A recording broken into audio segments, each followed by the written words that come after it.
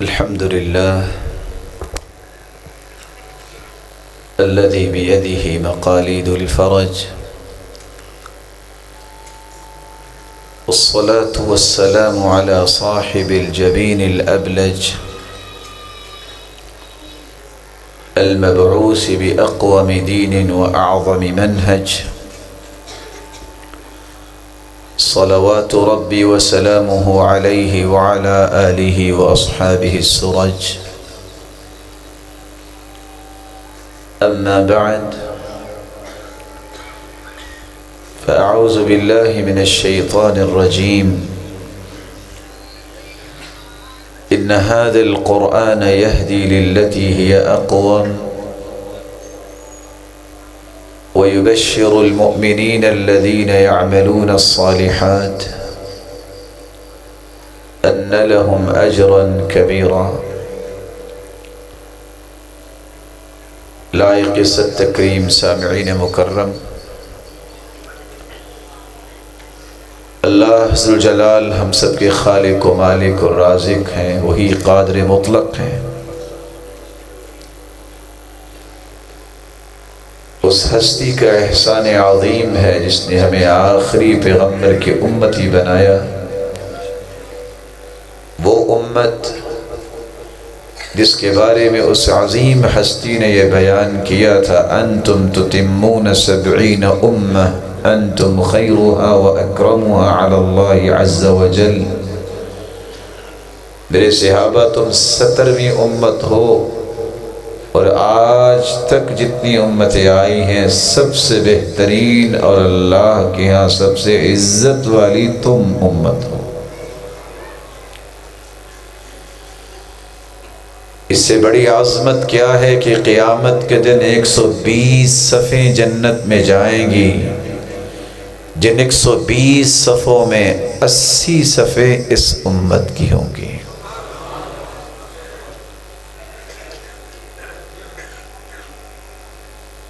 مالک الملک کا احسان عظیم ایک اور بھی ہے، جس نے ہمیں اپنی کلام مبارک کی نعمت سے نوازا۔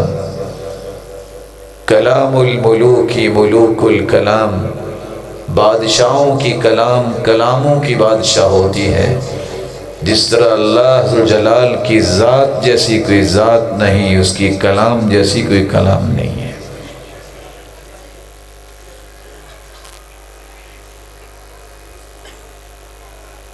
یہ کتاب نوشتہ ہدایت ہے، جس کی وابستگی اس کتاب سے ہو جائے وہ ہدایت کی راہ پہ گامزن ہو جاتا ہے۔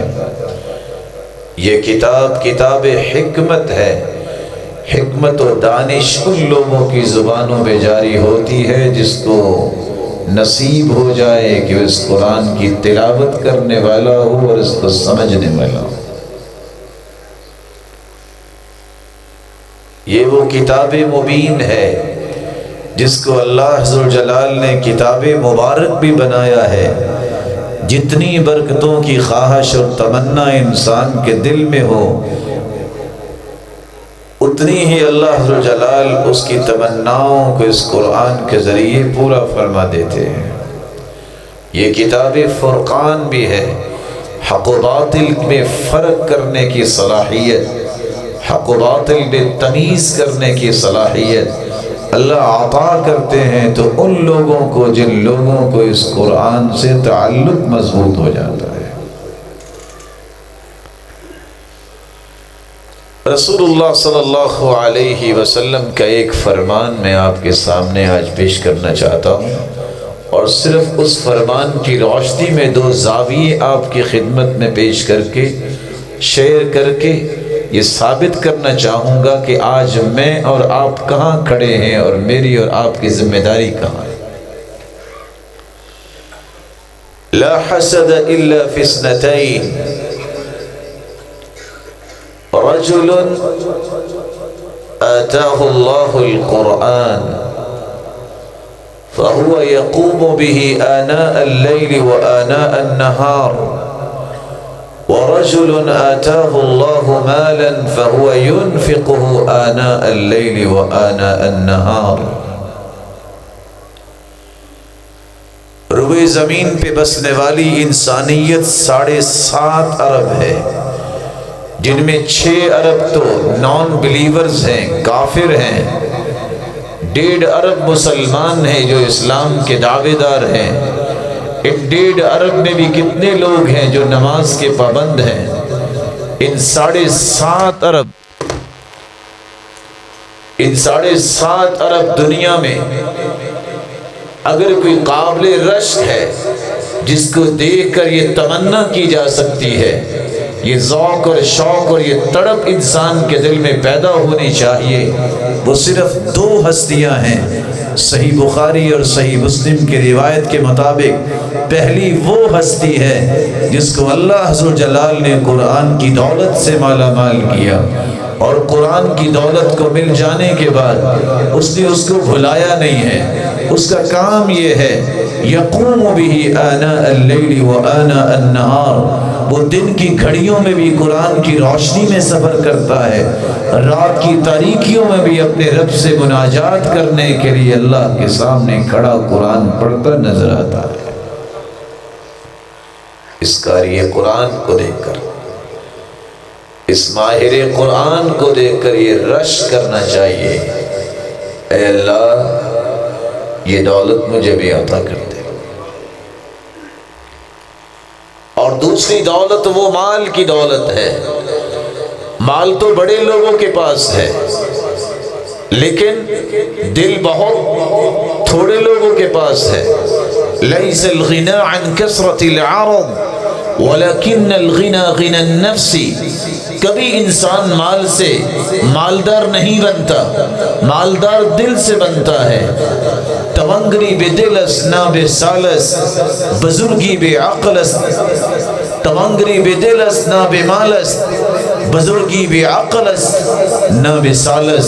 سعدی کہا کرتے تھے بزرگ انسان عمر سے نہیں بنتا کہ 60 سالہ بزرگ ہے، بزرگ انسان عقل سے بنتا ہے۔ چھوٹی عمروں میں بھی بزرگی انسان کو مل سکتی ہے جب عقل کا استعمال صحیح کرتا ہو۔ المنقاد لشرع اللہ، جو شریعت کے مطابق اپنی عقل کو لگا لیتا ہے، وہ بوڑھے لوگوں میں بیٹھا بھی بزرگ ہی لگتا ہے۔ تونگری مال کے ساتھ نہیں ہوتی، تونگری دل کے ساتھ ہوتی ہے۔ کتنے ایسے ان آنکھوں نے دیکھے جو کروڑوں کے مالک ہیں، وہ روتے نظر آئے، اور کتنے ایسے دیکھے جن کی جیبیں خالی ہیں، ان کی مسکراہٹیں ختم نہیں ہوتی۔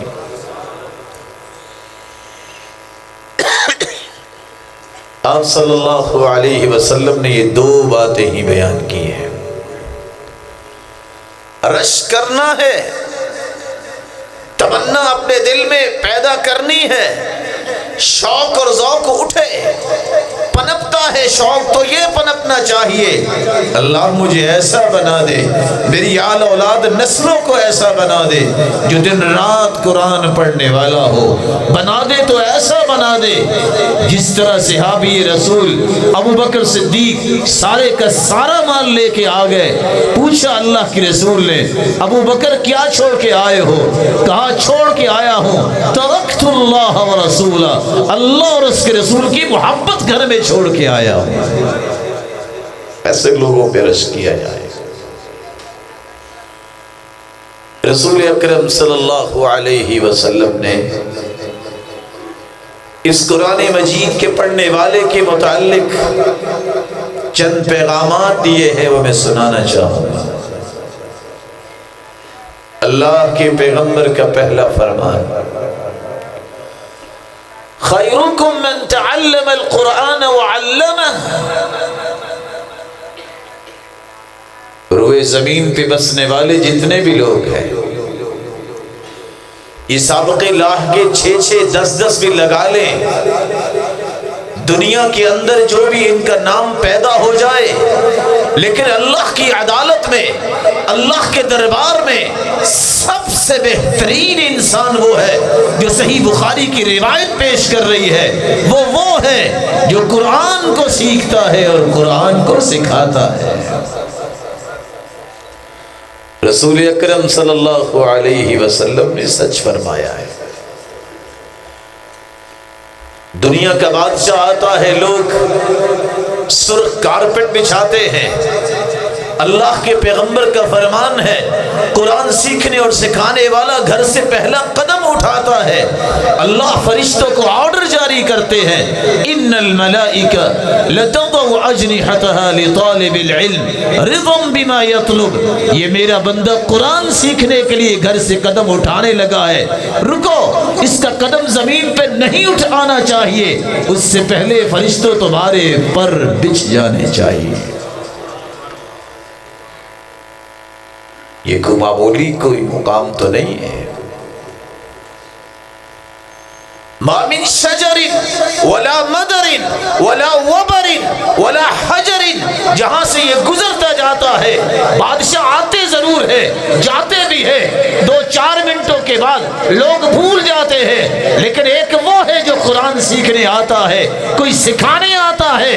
قیامت کا دن ہوگا جہاں سے یہ گزرتا گیا، کوئی درخت ہے، کوئی پتھر ہے، کوئی گھر ہے، یہ سب کے سب اس قرآن کے قاری کے لیے اللہ کے سامنے گواہ بن کے کھڑے ہو جائیں گے۔ اس سے بڑا کمال کیا ہو سکتا ہے؟ بادشاہ کے سامنے تو لوگ بڑا سلام پیش کرتے ہیں، سلیوٹ کرتے ہیں، لیکن بعد میں گالیاں بھی دیتے ہیں۔ کمال یہ ہے، رنگ کا بھی کالا ہو، ہونٹ بھی موٹے ہو، اور چلے کہاں چلے؟ ریتلی زمین پہ بلال چلے، زمین پہ اس کے قدموں کی آہٹ جنت میں سنائی دے۔ بیٹھا حارثہ بن نعمان زمین پہ ہو، کتنی فریکوینسی ہے، انسان سپیکر کے بغیر، مائک کے بغیر بولے کہاں تک آواز جا سکتی ہے، لیکن کمال یہ ہے کہ بیٹھا زمین پہ حارثہ قرآن پڑھتا ہے۔ اللہ ذوالجلال کے پیغمبر صحابی بیان کرتے ہیں، زمین سے آسمان تک کا فاصلہ 500 سال کا ہے، پھر آسمان کی تھکنس 500 سال کی ہے، اسی طرح 7 آسمانوں کا فاصلہ ہے، پھر اس کے اوپر سمندر ہے جو 500 سال جس کا سفر ہے۔ اللہ کے بندے نے زمین پہ بیٹھے قرآن پڑھا ہے، اور اس آواز کو اللہ نے پہنچایا ہے تو کہاں پہنچایا ہے؟ اس کی آواز سے جنتی محظوظ ہو رہے ہیں۔ خیرکم من تعلم القرآن وعلمہ۔ میرا جی چاہتا ہے کہ لفظوں کو دہرا لو، یہ چھوٹی سی حدیث ایک تو یاد کر لو۔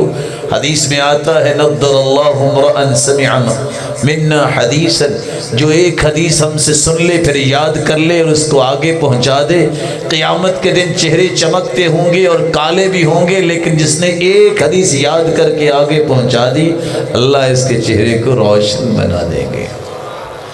خیرکم من تعلم القرآن وعلمہ۔ رسول اللہ صلی اللہ علیہ وسلم کا دوسرا پیغام ہے، علیک بذکر اللہ و تلاوت القرآن۔ ذکر الہی کو لازم پکڑو اور قرآن کی تلاوت کو لازم پکڑو۔ کیا ہوگا؟ فَإِنَّهُ ذِكْرُكَ فِي الْأَرْضِ وَرَوْحُكَ فِي السَّمَاءِ۔ دنیا کی ڈگریوں کے ڈھیر لگا لو، تمہیں 1 سے 2 شہروں سے زیادہ کوئی جانتا نہیں ہوگا۔ تیرے رب کے فیصلے دیکھیے، اللہ ذوالجلال نے فیصلے کیے اور پیغمبر کی زبان پہ جاری کیے۔ تم ذکر کو لازم پکڑو گے، قرآن کی تلاوت کو لازم پکڑو گے، دنیا کا کوئی خطہ نہیں ہوگا، دنیا کی کوئی مخلوق نہیں ہوگی۔ 22,000 مخلوقات زمین میں بسنے والی ہے، سمندروں اور دریاؤں میں مچھلیاں، ہواؤں اور فضاؤں میں پرندے، خشکی اور بری، یہ ساری مخلوقات اللہ پابند بنا دیتے ہیں۔ دعا کرو اس ہستی کی برکت اور بخشش کے بارے میں جو دن رات قرآن مجید کی تعلیم دیتا اور لیتا ہے۔ فَإِنَّهُ ذِكْرُكَ فِي الْأَرْضِ وَرَوْحُكَ فِي السَّمَاءِ۔ تم ہوگے زمین پر، اللہ دنیا میں بھی عزتوں سے نوازے گے، اور چلتے تم زمین پہ ہوگے، تیرا رب ملأ الاعلی فرشتوں کے سامنے تیرا نام لے کے تیری تعریفیں کریں گے، اور تعریفیں سننے والے نورانی مخلوق فرشتے ہوں گے۔ رسول اللہ صلی اللہ علیہ وسلم کا تیسرا فرمان، آپ صلی اللہ علیہ وسلم نے فرمایا انسان کی آنکھیں بند ہو جاتی ہیں جب فوت ہو جاتا ہے، قبر میں چلا جاتا ہے۔ لوگ تو فراق میں رو رہے ہوتے ہیں، لیکن اہل قرآن کی شان ہی کچھ عجیب ہے۔ ادھر قبر میں اس کو لٹایا جاتا ہے، ادھر فرشتے آ کے اس کو اٹھاتے ہیں، اور یہ اہل قرآن کہتا ہے رکو، عصر کی نماز کا وقت ہے، مجھے نماز پڑھ لینے دو، باقی باتیں پھر کریں گے۔ فرشتے دائیں طرف سے آتے ہیں، فرشتے بائیں طرف سے آتے ہیں، سر کی طرف سے پاؤں کی طرف سے آتے ہیں۔ سورۃ الملک جو پڑھنے والا ہے، پورے قرآن کی تو بات ہی الگ ہے۔ اللہ ذوالجلال سب سے پہلا یہ فیصلہ کرتے ہیں، یہ سورۃ الملک پڑھنے والا ہے، قبر میں اس کو کوئی فتنہ اور عذاب نہیں ہوگا۔ جب فرشتے سر کی طرف سے آتے ہیں، قرآن کہتا ہے آج اجازت نہیں اس سے بات کرنے کی۔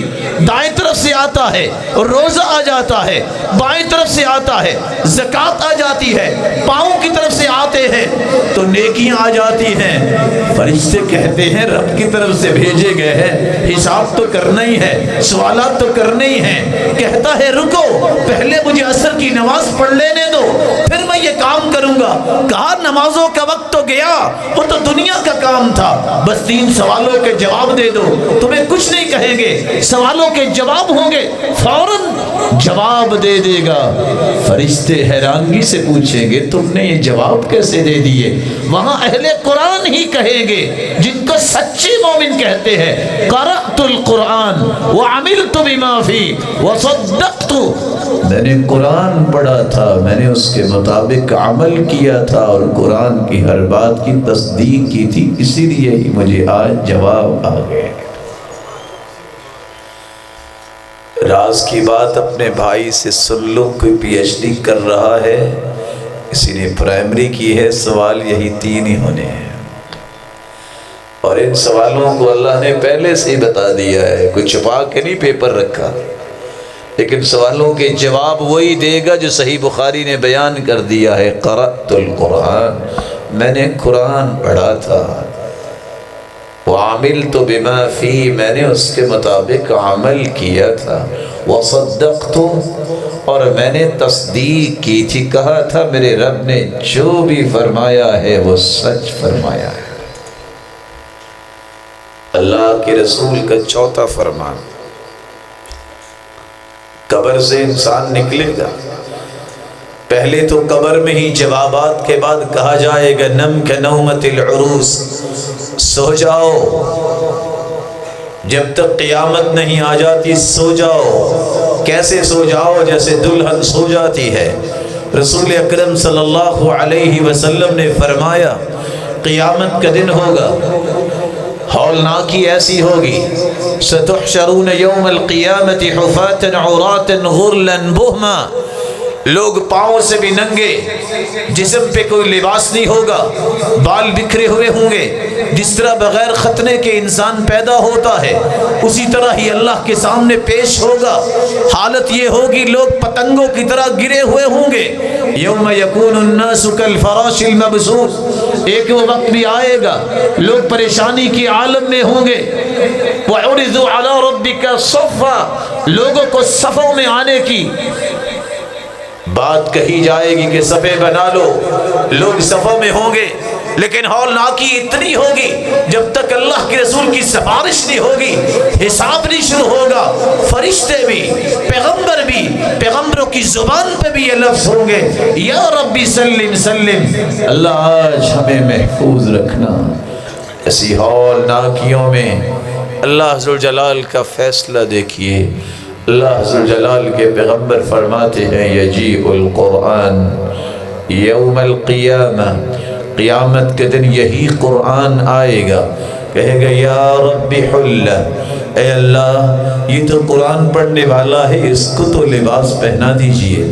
فیلبس تاج الکرامہ، اللہ ذوالجلال اس کے سر پہ کرامت اور عزت کا تاج سجا دیں گے۔ یا رب زد ہو، قرآن پھر دوسری مرتبہ سفارش کرے گا، یا رب زدہ، اللہ کچھ اور بھی انعام دیجئے، فیلبس حلۃ الکرامہ، اس کو پھر جنت کی خلعت فاخرہ پہنائی جائے گی۔ قرآن پھر کہے گا یا رب ارض عنہ، اے اللہ اس سے راضی بھی ہو جائیے، فیرض عنہ، اللہ اس پہ راضی ہو جائیں گے۔ اور پھر رضا کا کرشمہ کیسے اس مومن کو دکھائیں گے؟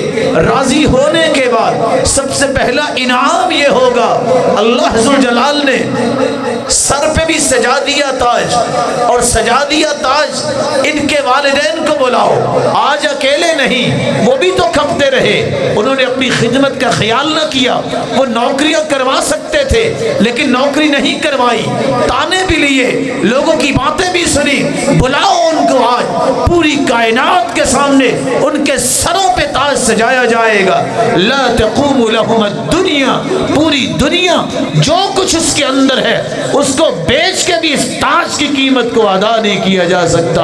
ادھر آواز آئے گی الماہر بالقرآن مع السفرۃ الکرام البررہ، یہ صفوں میں کھڑے ہو، آج کچھ اور فیصلہ ہے، آ جاؤ، ان صفوں میں تمہیں آج کھڑے نہیں رکھنا، ان خاکی صفوں سے نکل کے آ جاؤ ان صفوں میں جن صفوں میں جبریل امین کھڑے۔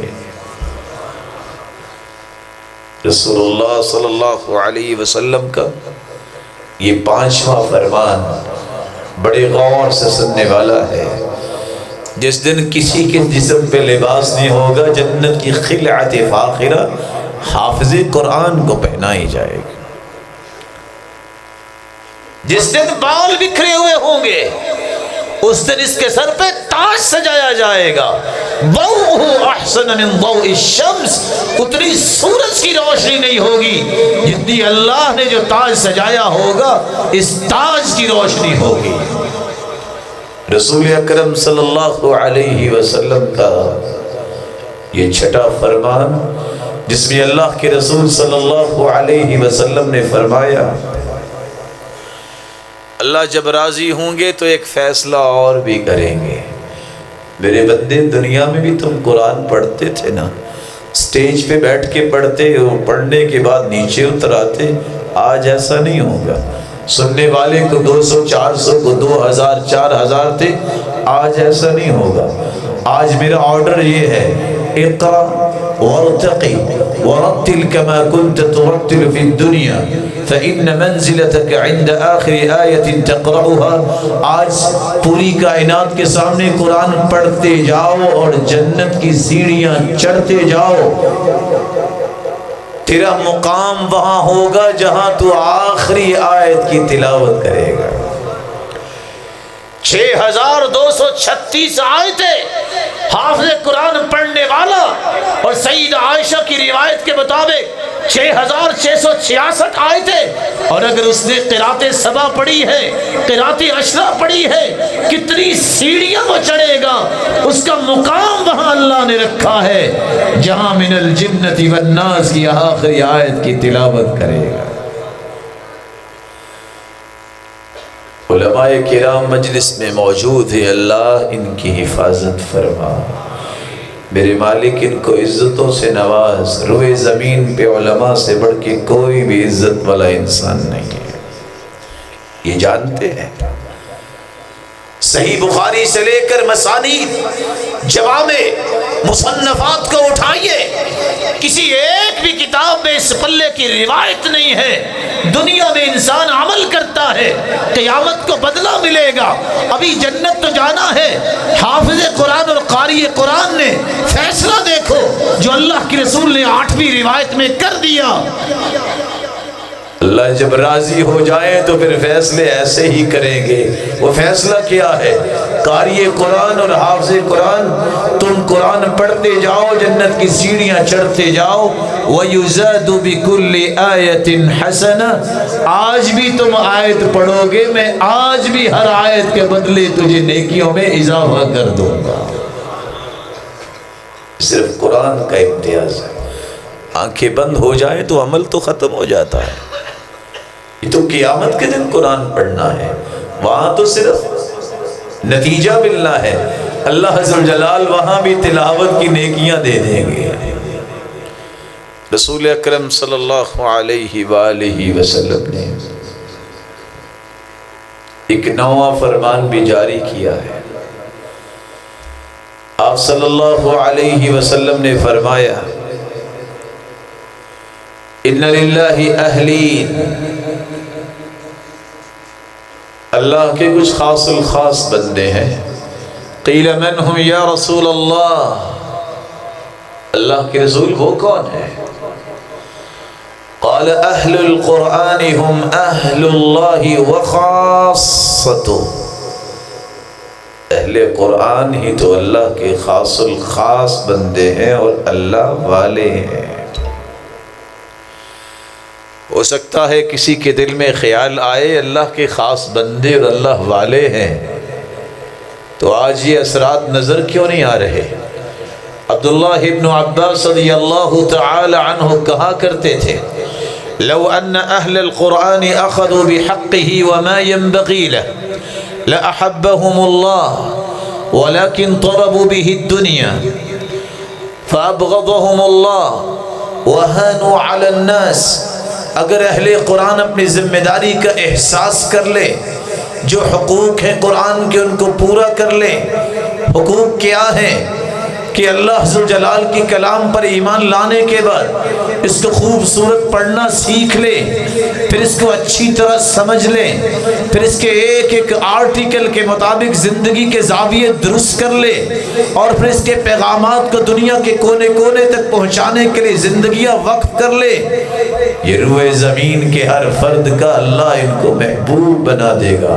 وَلَكِنْ طَلَبُوا بِهِ الدُّنْيَا فَأَبْغَضَهُمُ اللَّهُ، چونکہ دنیا سامنے آ گئی، دنیا کے پجاری بن گئے، اس لیے اللہ ذوالجلال نے محبت کے ایلیمنٹ دور کر دیا۔ وَهَانُوا عَلَى النَّاسِ، آج یہی وجہ ہے کہ قرآن والوں کی وہ عزت نہیں رہی۔ کیوں؟ انہوں نے اپنا ٹریک چینج کیا تو اللہ کی رحمت کا نزول بھی رک گیا۔ لیکن آج بھی ایسی ہستیاں موجود ہیں جن کا قرآن سے تعلق ہے، اللہ کی قسم جی چاہتا ہے کسی وقت ان سے ملاقات ہو جائے، یہ تڑپ رہتی ہے ان کے ساتھ بیٹھ کے کچھ دین کی بات ان سے سن لیں۔ آج بھی یہ وقار موجود ہے۔ رسول اکرم صلی اللہ علیہ وآلہ وسلم نے جو یہ باتیں بیان کی ہیں، اسی کی روشنی میں امام سیوطی رحمۃ اللہ علیہ کہا کرتے تھے تعلیم الصبیان القرآن اصل من اصول الاسلام، لوگوں سب سے پہلے اگر سکھانا ہے بچوں کو تو قرآن سکھاؤ۔ بہ ینشأ علی الفطرہ، اگر اپنے بچوں کی نشو و نما فطرت کے مطابق کرنا چاہتے ہو تو سب سے پہلے قرآن سکھاؤ۔ یسبق الی قلوبہم انوار الحکمہ قبل تمکن الاہواء منها وسوادتها باقدار المعصیة والضلال، چاہتے ہو کہ اس کا دل روشن ہو جائے اور گمراہیاں اس کے دل کے وارد نہ ہوں اور جہالت اس کے دل کو سیاہ نہ کرے، اگر یہ چاہتے ہو کہ دل ہمیشہ روشن رہے تو سب سے پہلے قرآن سکھاؤ۔ اس لیے عبداللہ ابن مسعود کہا کرتے تھے اذا اردتم العلم فانصروا هذا المصحف، جی چاہے جب زندگی میں کہ میں کوئی علم و دانش سیکھ لوں تو قرآن کو کھول لیا کرو۔ فإن فيه علم الاولین والآخرین، اللہ نے پچھلی کتابوں کا بھی علم اس میں رکھا ہے، اور قیامت تک آنے والی انسانیت کی ضروریات کو پورا کرنے کا علم بھی اللہ نے قرآن میں رکھا ہے۔ مسروق کہا کرتے تھے ہم صحابہ سے کوئی بات پوچھتے تو صحابہ قرآن سے ہی جواب دیا کرتے، وَلَكِنْ كَثُرَ عِلْمُنَا مِنْهُ، آج ہمارا علم ناقص ہو گیا ہے کہ ہم سے کوئی مسئلہ پوچھتا ہے قرآن کی آیت یاد نہیں آتی۔ آج میرا اور آپ کا بچہ جو مجھے اور آپ کو اللہ نے امانت دی تھی، اولاد نعمت ہوتی ہے، امانت ہوتی ہے، اولاد ہوتی ہی وہ ہے جو کل قیامت کو میرے اور آپ کے درجات کی بلندی کا باعث بنے۔ لیکن میں نے اور آج نے سوچا کیا ہے کہ ہمیں تو او لیول کروانا ہے، کوئی رکاوٹ نہیں، ضرور کروائیے، تم اے لیول او لیول کرواؤ، لیکن سب سے پہلے قرآن سکھاؤ۔ اگر قرآن نہ سکھایا، دنیا کی ساری ڈگریاں بھی لے لی، تو یاد رکھو قیامت کے دن بھی جس طرح دنیا میں یہ 7 سالہ بچہ امامت کرواتا ہے، بادشاہ بھی پیچھے کھڑا ہوتا ہے، وزیر اعظم بھی پیچھے کھڑا ہوتا ہے، جس طرح مقام اللہ نے دنیا میں دیا ہے، یہ پہلی صف پہ کیا، اگلے سب سے بھی آگے کھڑا ہوتا ہے، قیامت کے دن بھی جنت کی اعلیٰ مقام میں یہ سب سے تمہیں آگے ہی نظر آئے گا۔ لیکن یاد رکھنا، اگر تڑپ یہ پیدا ہو جائے کہ میں نے ان سے بھی آگے لگنا ہے، پتہ ہے قراء اور علماء سے انسان آگے کب لگتا ہے؟ جب فوت ہو جاتا ہے۔ عالم اور قاری ہی مسلح پہ کھڑے ہوتے ہیں، اس کے آگے کچھ نہیں ہوتا۔ اس وقت انسان آگے آتا ہے جب فوت ہو کے چارپائی پہ لیٹا ہوتا ہے کہ اب اس کا جنازہ پڑھا جائے گا۔ اس سے آگے جانے کی تمنا دنیا میں پوری نہیں ہو سکتی تو آخرت میں کیسے ہوگی؟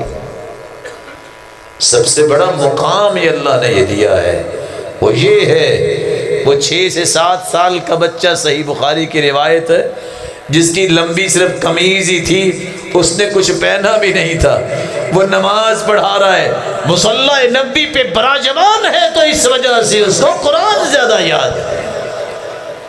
اپنے بچوں کو قرآن پڑھاؤ۔ میرا جی چاہتا ہے کہ میں اگلی بات کرنے سے پہلے 2 ہستیوں کو اپنے پاس بلاؤں۔ کہاں ہیں ہمارے قاری عمر فاروق صاحب؟ محترم قاری عمر فاروق صاحب کہاں ہیں؟ اللہ تعالیٰ اس مرد مجاہد کو برکتوں سے نوازے۔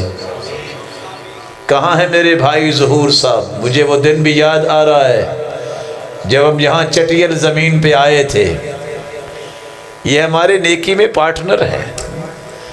آپ کو علم نہیں اللہ نے ان کو کیسی برکت دی۔ آج کتنا باغیچہ جو آباد ہے۔ آ جائیے قاری صاحب، آپ بھی تشریف لے آئیں۔ دیانت داری سے بتائیے گا، میں ایک سوال کرنے لگا ہوں۔ یہاں موڑ کھنڈا میں کون ہے سب سے بڑا امیر؟ کیا جی؟ کون ہے سب سے بڑا امیر؟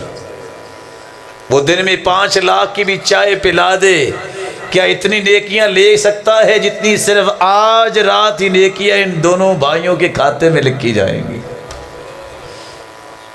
سچ بتائیے۔ سودا وہ کرنا چاہیے جس سودے کا دنیا میں بھی اثر نظر آئے اور آخرت میں بھی اثر نظر آئے۔ زمینیں تو بہت ساری ہیں نا، لیکن آج کون سی زمین کا ٹکڑا ہے جس پہ بیٹھنے والوں کا تذکرہ بھی عرش والا اپنے فرشتوں کے سامنے کر رہا ہے؟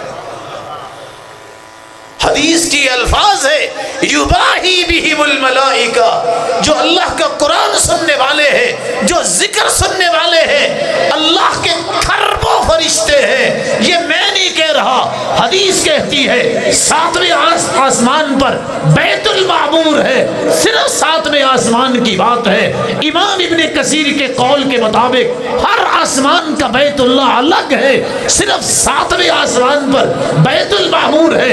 ہر روز 70,000 فرشتے طواف کرتے ہیں۔ جو ایک مرتبہ طواف کرتا ہے قیامت تک اس کی دوبارہ باری نہیں آئے گی۔ کھربوں فرشتوں کے سامنے یباہی بہم الملائکہ، اللہ فخر بھی کرتے ہیں، تذکرہ بھی کرتے ہیں، تعریف بھی کرتے ہیں تو ان لوگوں کی جو مسجدوں کو آباد کرنے والے ہیں اور قرآن مجید پڑھنے اور پڑھانے والے ہیں۔ من دل علی خیر فلہ اجر مثل فاعلی، جو سبب بنتا ہے کسی بھی نیکی کا اس کو بھی اتنا ہی اجر ملتا ہے جتنا نیکی کرنے والے کو اجر ملتا ہے۔ خوش نصیب ہے یہ میرے بھائی جنہوں نے زمین کا ٹکڑا دیا۔ یہ کسی اور کو بھی دے سکتے تھے کہ یہاں بکریاں پال لو، یہ کسی اور کو بھی دے سکتے تھے کہ یہاں بینک بنا لو، لیکن ملنی فیس 80,000 ہی تھی، یہ 60,000 کرایہ تو لے سکتے تھے۔ لیکن یاد رکھنا یہ وہ قدم ہے جس قدم پہ اللہ نے انعام یہ رکھا ہے 4,000 لوگوں کا نعرہ لگوانے کے لیے پیسے دینے پڑتے ہیں۔ یہاں انسان سویا ہوتا ہے، 22,000 مخلوقات جو زمین پہ ہیں یہ سویا ہوا ہے، اللہ نے ان کو پابند کیا ہوا ہے، فرشتوں کو بھی، نورانی مخلوق کو بھی اور دیگر مخلوقات کو بھی۔ دعائیں کرو کہ اس کو اللہ برکت دے دے اور اس کی مغفرت اور بخشش فرما دے۔ حدیث کا دوسرا حصہ بھی باقی ہے، قابل رشک ہے تو وہ ہستی ہے جس کو اللہ نے مال دیا ہے۔ مال تو بڑے بڑے لوگوں کے پاس ہے، میرے کانوں نے وہ باتیں بھی سنی ہوئی ہیں، ایسے ایسے لوگ بھی ہیں جو ہر روز نیا سوٹ پہنتے ہیں، ہر مہینے گاڑی چینج کرتے ہیں، ان کو نیند نہیں آتی جب تک یہ کام نہ کر لے، ان کو سمجھ نہیں آتی خرچ کہاں کرے۔ لیکن ایک وہ ہے جو رب کی رضا کے لیے خرچ کرتا ہے۔ سبق درہم علی 100,000 درہم، حدیث کہتی ہے اللہ کی رسول نے فرمایا آؤ اللہ کی راہ میں پیش کرو۔ پیش کرنے والے نے 1,00,000 درہم بھی پیش کیا، ایک گھر گیا دیکھا 2 ہی درہم گھر میں ہیں، ایک اٹھاتا ہے لا کے پیش کر دیتا ہے، جبریل امین کا نزول ہوتا ہے اور نبوت کی زبان گویا ہوتی ہے۔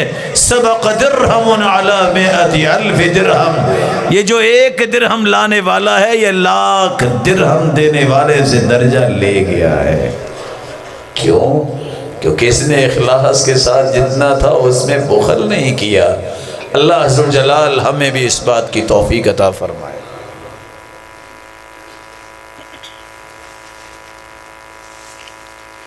رسول اکرم صلی اللہ علیہ وسلم نے فرمایا تھا وَالصَّدَقَةُ بُرْهَانٌ، یہ حدیث بھی چھوٹی سی ہے، میں یاد کروانا چاہوں گا، دہرا سکتے ہیں۔ وَالصَّدَقَةُ بُرْهَانٌ، جس طرح آپ نے سنا نا خَيْرُكُم مَّن تَعَلَّمَ الْقُرْآنَ وَعَلَّمَهُ، وَالصَّدَقَةُ بُرْهَانٌ، کوئی سچا مومن ہے اس کی دلیل اگر دیکھنی ہے کہ یہ ہے سچا مومن، یہ ہے حقیقی مومن، اس کی دلیل یہ ہے، اس کی برہان یہ ہے، اس کی حجت یہ ہے، وہ صدقہ کرنے میں کبھی بخل نہیں کرتا۔ یہ اللہ کے رسول کا فرمان ہے۔ رسول اکرم صلی اللہ علیہ وسلم نے اتنی بات کہہ کے چھوڑ نہیں دیا، بلکہ اس حدیث کی وضاحت میں 10 حدیثیں اور بھی پیش کروں گا، لیکن اختصار کے ساتھ۔ مجھے علم ہے کہ آپ تھک چکے ہوں گے، آپ نے کافی باتیں سنی ہیں۔ دیانتداری سے بتائیے گا آج جسمانی بیماریوں سے کون ڈرا ہوا ہے؟ سچ بتا کے ہاتھ کھڑا کیجئے گا۔ وائرس سے ڈرتے ہیں کہ نہیں ڈرتے؟ اوپر سے آپ نہ بھی کہیں، اپنے دل کی بات بتائیں۔ داؤ مرضاکم بالصدقہ، حدیث کے الفاظ ہے جسمانی بیماریوں کا ایک ہی تریاق ہے، ایک وہ ہے تم ہزاروں خرچ کرتے ہو، لاکھوں خرچ کرتے ہو، شفا ملے نہ ملے ڈاکٹرز اڑا کے لے جائیں، حدیث کہتی ہے داؤ مرضاکم بالصدقہ، اپنی بیماریوں کا علاج کروانا چاہتے ہو، جسمانی بیماریوں کا، صدقہ کیا کرو، بیماری جسم میں رہے گی نہیں۔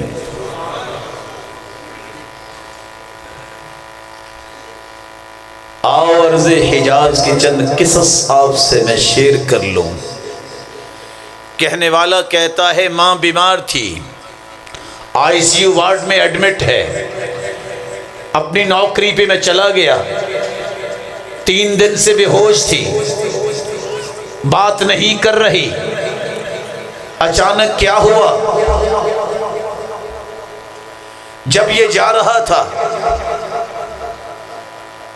ڈاکٹرز نے کال کروائی کہ آ جاؤ، کچھ پتہ نہیں آگے کیا ہونے والا ہے۔ آفس کو لاک کرتا ہے، گاڑی میں بیٹھنے لگتا ہے، ایک ٹوٹی ٹانگ والی بلی کو دیکھتا ہے جو میاؤں کر رہی ہے، رک گیا، بقالے پہ جاتا ہے، دودھ لیتا ہے، پاس بیٹھ کے بلی کو پلا دیتا ہے، گاڑی پہ بیٹھتا ہے، جب ہاسپٹل پہنچتا ہے اس مقررہ کمرے میں ماں کو نہیں دیکھتا، پریشان ہو گیا، رجوع کرتا ہے، ریسپشنسٹ سے پوچھتا ہے میری ماں کہاں چلی گئی؟ کہا دوسرے کمرے میں منتقل کر دی گئی ہے۔ کہا وہ کیوں؟ سوچ آئی لگتا ہے کہ اللہ کے پاس چلی گئی۔ جب دوسرے کمرے میں جا کے دیکھا تو وہ ماں جو 3 دن سے بے ہوش تھی وہ مسکرا رہی ہے۔ کہا بیٹا آ گئے ہو؟ کہا میری ماں کیا ہوا؟ یہ تجھے کیسے اللہ نے یہ صحت اتنی جلدی دی؟ کہا بیٹا بس آنکھیں تو بند تھی، بس خواب آئی ہے، ایک ٹوٹی ٹانگ والی بلی دعا کر رہی ہے، آنکھ کھلی ہے تو مجھے صحت اللہ نے عطا کر دی ہے۔ داؤ مرضاکم بالصدقہ، اپنی بیماریوں کا علاج صدقے سے کیا کرو۔ آج بھی ارض حجاز میں میری ان آنکھوں نے دیکھا ہے، وہاں اگر کوئی انسیڈنٹ ہو جائے، ڈاکٹر کے پاس جاتے تو ضرور ہے لیکن بعد میں جاتے ہیں، پہلے صدقہ کرتے ہیں، پہلے صدقہ کرتے ہیں۔ امام حاکم مستدرک حاکم لکھنے والے بیمار ہوئے، 1 مہینہ بیمار رہے، علاج کروایا، طبیبوں کے پاس گئے، آرام نہیں آیا، فوراً کہتے ہیں انا للہ و انا الیہ راجعون، میں تو بھول ہی گیا، یہ تو اللہ کے رسول کا فرمان ہے، داؤ مرضاکم بالصدقہ، صدقہ کرنے سے بیماریاں جاتی ہیں۔ فوراً ایک شخص کو بلایا، کہا فلاں جگہ جا کے نلکا لگاؤ کہ وہاں لوگوں کو پانی پینے کا بندوبست کرواؤ۔ 1 مہینہ دوائیاں کھانے سے جو ٹھیک نہیں ہوا، کہا یہ حدیثیں تو میں اپنے ہاتھوں سے لکھتا رہا، ادھر جا کے پانی کا بندوبست کروایا، جو ہی پانی جاری ہوا امام حاکم کو اللہ نے مکمل صحت و عافیت سے نواز دیا۔ ریاض کا ایک آدمی کہتا ہے میری ماں کے کڈنی کا مسئلہ اتنا بڑھ گیا کہ اب میرے سامنے تو دن بھی تاریک ہو گئے، کیا کروں گا؟ اگر ماں دنیا سے چلی گئی، ڈاکٹر نے کہا ٹرانسپلانٹ ہو سکتا ہے لیکن شرط یہ ہے کہ آپ کسی سے یہ گردہ خرید لیں۔ بات کی ایک ایسی عورت سے، غریب گھرانہ تھا، بچی کو تیار کیا، اس کو گھر لے آئے، 35,000 درہم دیں گے۔ ماں رات کو تہجد کے وقت دیکھتی ہے اس بچی کو کہ صبح اس نے دینا ہے اور مجھے مل جائے گا۔ جب دیکھا کہ وہ دعائیں کر رہی ہے، ترس آ گیا کہ یہ بھی تو انسان ہے، یہ بھی تو غربت کی وجہ سے ایسا کر رہی ہے۔ اس سے برداشت نہیں ہوا، بیٹے کو بلایا، کہا اس کو گاڑی پہ بٹھاؤ۔ بیٹی سے پوچھا وجہ کیا ہے؟ کہا نہیں، میں ویسے ہی دعا کر رہی تھی۔ مائیں سمجھ جاتی ہیں، زندگی سب کو ہی پیاری ہے۔ کہا بیٹا اس کو گاڑی پہ بٹھاؤ، چھوڑاؤ اور یہ پیسے بھی دے کے آؤ۔ کہا ماں وہ تو سودا تھا، ہم نے کچھ لیا نہیں، کیوں پیسے دے؟ کہا بیٹا نہیں، میرے بیٹے ہو تو مجھے اپنی پرواہ نہیں، جاؤ ان کی ضرورت پوری کر دو۔ ادھر وہ پیسے دے کے واپس آیا، 8 بجے کا ٹائم ڈاکٹر سے طے تھا، جا کے اجروا لہا الفحوصات الطبیہ، جب رپورٹیں کروائی تو وہ کڈنی جو مردہ ہو چکا تھا اللہ نے اس کو بھی زندہ کر دیا۔ داؤ مرضاکم بالصدقہ، صدقے سے علاج کروایا کرو اپنے جسم کے، جسم کی کوئی بیماری نہیں رہے گی۔ اتفاق سے ڈاکٹر خالد الجبیر، یہ فوجی فاؤنڈیشن ریاض میں ڈاکٹر ہے، وہ ایک لیکچر ڈلیور کرتے ہیں، اس میں قصہ بتاتے ہیں۔ ان کو تو علم نہیں تھا کہ یہ کسی پاکستانی نے بھی سننا ہے۔ کہتے ہیں ایک دن میں بیٹھا تھا، اچانک اسسٹنٹ نے فون کیا کہ ایک عورت کی حالت بڑی ہی کمزور ہے، میں نے بلایا، فاجریت لها الفحوصات الطبیہ، جب میں نے رپورٹس دیکھی تو کینسر آخری شکل میں۔ میں نے کہا امید تو نہیں لگتی لیکن میں اللہ پہ یقین رکھتا ہوں، اللہ ضرور مہربانی کرے گے۔ اچھا تم ہفتے کو آنا، میں آپریٹ کروں گا۔ بدھ کا دن ہے۔ باپ نے جب سنا کہ ڈاکٹر کہہ رہا ہے کہ یہ آخری سٹیج ہے، بیٹی کو بھی یہ بات پتہ چلی، وہی پاکستانی اور وہ پاکستانی فیملی تھی۔ بیٹی کہتی ہے ابا جان یہاں بھی مرنا ہی ہے نا، زندگی کی میری ایک تمنا پوری کر دے، مجھے بیت اللہ لے جائے۔ بیٹھے بیت اللہ پہنچے، کہا یہاں ہی رہنا ہے۔ 7 دن طواف کیا، روزانہ سے صدقہ کیا اور زمزم کا پانی پیا، واپس آئی۔ ڈاکٹر خالد کہتا ہے اسسٹنٹ نے فون کیا، جاءت پاکستانی ہے، وہ دوبارہ عورت آ گئی ہے۔ میں نے کہا معقول ابھی زندہ ہے؟ بلایا گیا، میں نے دوبارہ اس کی رپورٹیں لی، کہتے اللہ کی قسم رپورٹ میں کینسر نام کی چیز ہی نہیں تھی۔ میں نے کہا تم وہی عورت ہو؟ کہا میں وہی تو ہوں۔ کہا تم نے کھایا کیا ہے؟ کھانا کیا ہے؟ زمزم ہی پیا ہے، یہ صدقہ دیا ہے، یہ طواف کیا ہے، یہ 3 کام کیے، اللہ نے کینسر کا نام ہی مٹا دیا ہے۔ داؤ مرضاکم بالصدقہ، اپنی بیماریوں کا علاج صدقے کے ساتھ کرو۔ شیخ عبد الرحمن عریفی کہتے ہیں ایک شخص جب علاج کروانے کے لیے باہر کے ملک یا جرمن کی بات ہے، ڈاکٹرز نے کہا کہ صرف اتنی گنجائش ہے کہ تم 8 دن زندہ ہو، جو کرنا ہے کر لو، لیکن ہم علاج کریں گے۔ کہا مجھے 1 مرتبہ گھر واپس جانے دو۔ کہا گنجائش تو نہیں ہے، آپ کی مرضی ہے۔ وہاں سے واپس پلٹتا ہے، بازار کی طرف نکلتا ہے، کیا دیکھتا ہے کہ بوڑھی ماں گوشت کے ٹکڑے چن رہی ہے۔ پوچھا کیا بات ہے؟ وہ اپنی زبان میں کہتی ہے بیٹا سال کے بعد ہی میں اپنی اولاد کو گوشت کھلاتی ہوں، آج سال گزر گیا ہے، دوبارہ موقع نہیں آیا۔ جلدی سے قصاب کی طرف متوجہ ہوتا ہے، جائیں عورت کو دیکھتا ہے، کہتا ہے اس کو جتنا گوشت ہے دے دو، پیمنٹ میں کروں گا۔ کہا یہ 1 پاؤ ہی باقی ہے۔ کہا یہ تو دو، اور جب بھی یہ تمہیں نظر آئے اس کو گوشت دے دیا کرنا، ادائیگی میں کیا کروں گا۔ گھر گیا، بچوں کو ملا، 8 دن کے اندر واپس پہنچا۔ رپورٹیں جب لی گئیں، کہا اپنا ID دکھاؤ، تم تو وہ شخص نہیں ہو۔ کہا میں وہی تو ہوں۔ ڈاکٹر کہتا ہے جو نان بلیور ہے، جو مسلمان نہیں ہے، سچ بتاؤ تم نے خوراک کون سی استعمال کی ہے؟ کہا کچھ بھی نہیں کیا، میں تو یہ لینے ہی تو آیا ہوں دوائی۔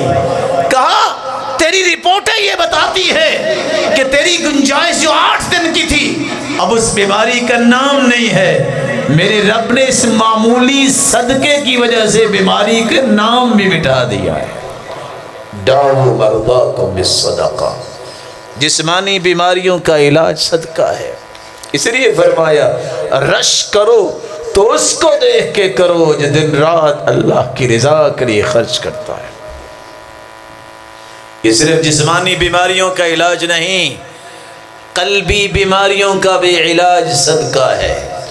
ایک شخص آتا ہے اللہ کے رسول کے پاس، فشکا الیہ قسوۃ قلبی، اللہ کے رسول دل بڑا پتھر ہے، کبھی رونا نہیں آیا، کیسے ملائم ہو سکتا ہے، کیسے نرم ہو سکتا ہے؟ فرمایا 2 کام کر لو، یہ بیماری آج ہی ختم ہو جائے گی۔ کون سے کام؟ اطعم المسکین وامسح رأس الیتیم، مسکین کو کھانا کھلاؤ، یتیم کے سر پہ ہاتھ رکھو، اس کی کفالت کرو، اسے تعلیم دلواؤ۔ راوی روایت کرتے ہیں اس نے یہ کام شروع کیا، پھر وہ اللہ کی بات سنتا تھا، اس کا رونا تھمتا نہیں تھا۔ قلبی بیماریوں کا بھی علاج صدقہ ہے، بلکہ معاشرتی بیماریوں کا علاج بھی صدقہ ہے۔ ایک شخص کہتا ہے آج میں صدقہ کروں گا، فخرج بصدقتی، صدقہ لے کے نکلتا ہے، رات کی تاریکی تھی، چور کے ہاتھ پہ صدقہ کر کے واپس آ جاتا ہے۔ لوگ صبح اٹھ کے باتیں کرتے ہیں، تصدق علی سارق، دیکھو رات کوئی آیا تو چور کو صدقہ دے کے چلا گیا ہے۔ یہ کہتے اللہ تو جس کو دلا دے، میرا تو مقصد تیری رضا تھی۔ آج پھر میں صدقہ کروں گا۔ دوسرے دن پھر نکلا، فخرج بصدقتی فوضعها فی یدی زانیہ، ایک زانیہ عورت تھی، اس کو دے کے صدقہ واپس آ گیا، اندھیرا تھا۔ لوگوں نے صبح پھر باتیں کی، کہتے تصدق علی زانیہ، دیکھو وہ بدکار عورت کو صدقہ دے کے چلا گیا۔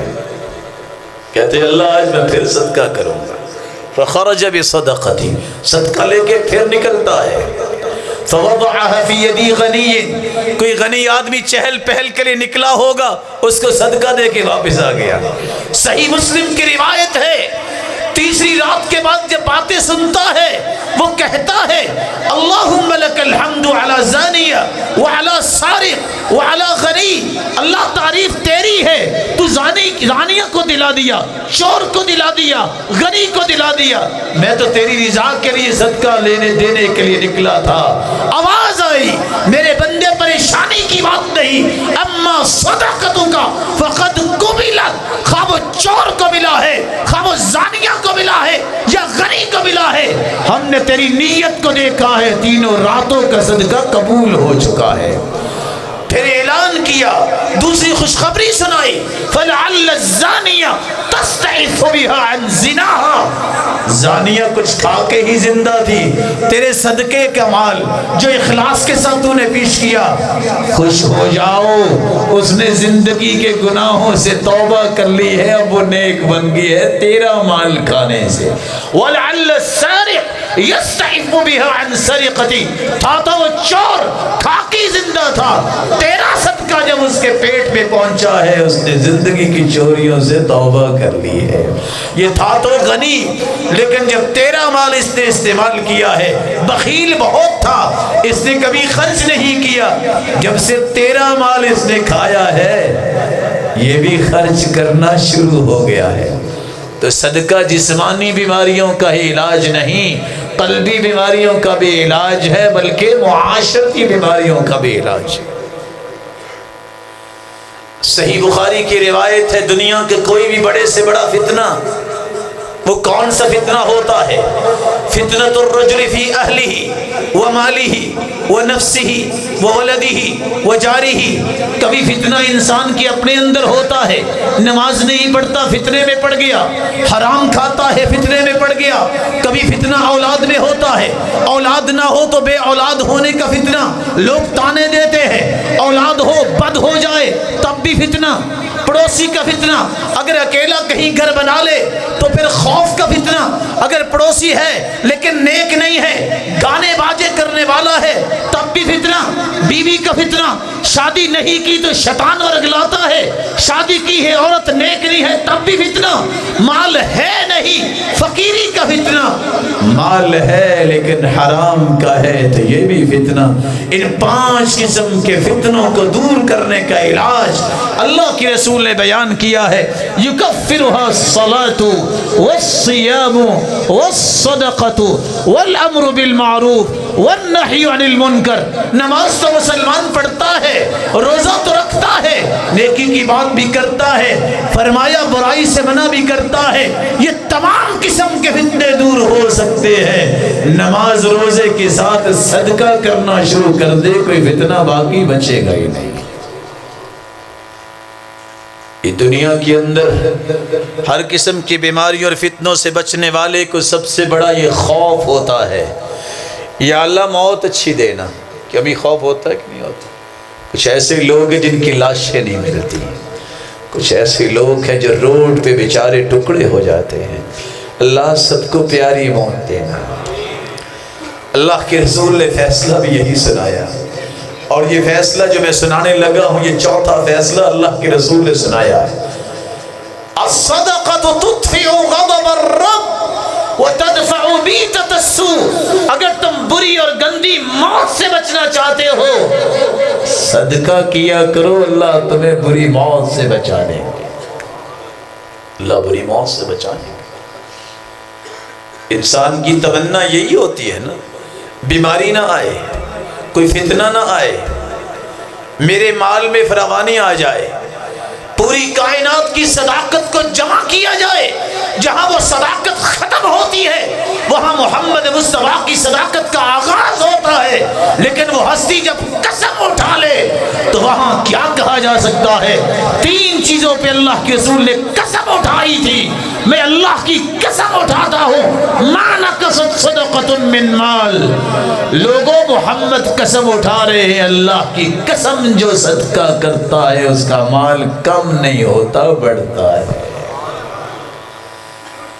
جسمانی بیماریوں سے بھی بچ گئے، قلبی بیماریوں سے بھی بچ گئے، معاشرتی بیماریوں سے بھی بچ گئے، فتنوں سے بھی بچ گئے، بری موت سے بھی بچ گئے، اور چھٹی بات مال میں فراوانی بھی آ گئی۔ 7ویں بات آخر تو فوت ہونا ہی ہے نا، قبر میں جائے گا، اندھیر کوٹری ہے، ذرا سوچو لائٹ نہ ہو، اس بڑے کمرے میں بھی گرمی کی حدت و شدت کیسی ہوتی ہے، منو مٹی کے نیچے کتنی گرمی ہوگی۔ رسول اکرم نے یہ 7ویں بات بھی سمجھائی، فرمایا الصدقہ، صدقے کے اندر طاقت ایسی ہے، جب انسان قبر میں چلا جائے گا، ان الصدقہ لتطفئ عن اہلها حر القبور، اگر کسی نے اپنی قبر کو ٹھنڈا کرنا ہے تو اس کا ایک ہی طریقہ ہے، صدقہ کر لو، رب تمہاری قبر کو ٹھنڈا کر دے، ٹھنڈا کر دے۔ قبر سے باہر تو نکلنا ہی ہے نا، آخر ساری دنیا نکلے گی، لیکن صدقہ کرنے والا کمال کا شخص ہے، جس طرح قرآن پڑھنے والا کمال کا شخص ہے، قرآن اسے لے کے جائے گا۔ ادھر قبر سے نکلنے والا، یہ 8ویں بات اللہ کے رسول نے فرمائی، ظل المؤمن یوم القیامت صدقۃ، ساری دنیا جاری ہوگی قبروں سے نکل کے، لیکن فیصلہ دیکھو اللہ ذوالجلال کا، جو صدقہ کرنے والا ہے، اس نے جو صدقہ کیا ہوگا وہ سائبان بن جائے گا، امبریلا بن جائے گا، چھتری بن جائے گی، یہ صدقہ کرنے والا اس کے نیچے نیچے جا رہا ہوگا۔